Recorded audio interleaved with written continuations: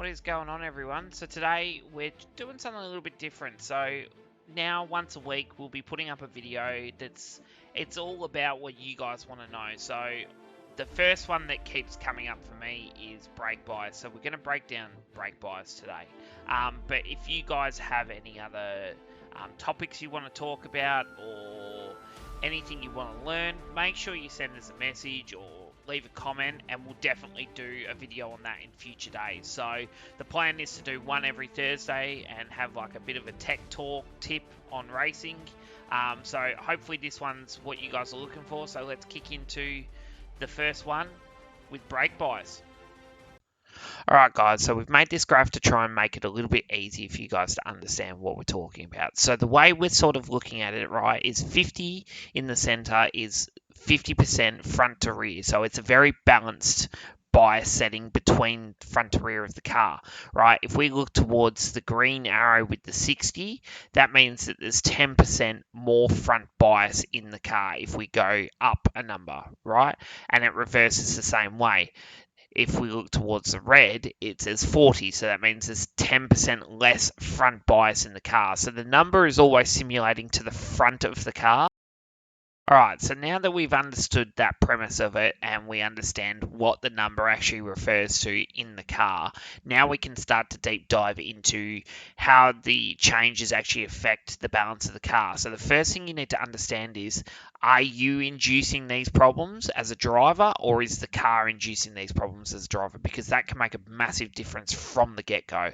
So the way I look at it, right, is if I enter a corner and I either have front locking, the car understeers, it doesn't want to rotate, all of those issues, I'm either A, driving the car too deep into the corner, or B, the car is not giving me what I require, and I would usually say it's got too much front bias on it. But you've got to remember that it's not just front bias that can cause these problems. It's just front bias is a very simple little tweak to help assist in driving these cars quickly, while being able to sort of make a adjustment on the run.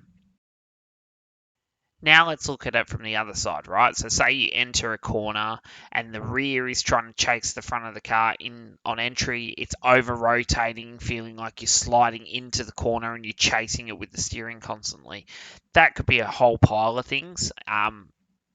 But usually I would say it's got something to do with too much rear brake bias. So the front number is too far towards the rear, and then that's what's causing the car to want to actually over rotate on entry. So you're giving it a big pedal pressure and the car's actually skidding in the rear and sliding into the corner. So hopefully that goes into just understanding how to sort of read it, and then when it comes to actually adjusting these biases, you never want to sort of adjust more than a couple of clicks at a time, just to get an understanding of what the car's doing. Once you start to find a direction and you go, okay, it was being caused by too much front bias, I've wound it back 2 or 3 clicks, right?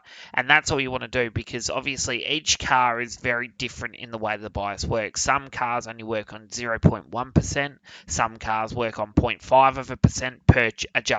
So you don't want to change it too quick, because then you'll go from one issue to the next issue. So hopefully this helps you guys. We'll just jump into a couple little videos of show you the complete opposites, from lots of front bias to lots of rear bias, and then that will be it. And hopefully this has helped you for this tech talk.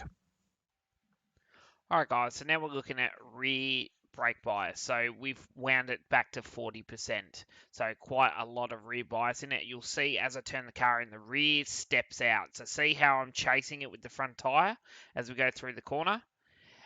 Still miss the apex, but because of that big oversteer on entry, because I got lots of like turn in, it wasn't able to sort of carry the speed through the corner, causing me to slide the whole way through it. So that's what happens when you brake too aggressively with rear bias. It over rotates the car from the rear on entry. Alright guys, so now we're looking at front bias wound forward to 54.5%. So as you can see, as I brake, the car dives forward quite aggressively, which is really good. It gets the braking done earlier, but as you see, as I start to turn in, the car just doesn't want to clip the apex, because I'm trying to carry brake through the corner. The car's pushing. Then once I pick the throttle up on exit, because I've had to put more steering angle in to get the car to turn, the car's actually gone into like a snap oversteer, and you'll see the same thing again as we get to the next corner. I brake the car. As I go to turn the car in, the car pushes past the apex. Now that's because I've got too much front bias on it. Turn the car in, you can see the car sliding past the apex. Same again here. As soon as I start to pick the throttle up, it wiggles right there. So there you go, guys. So that is the effect of having too much front brake bias on the car.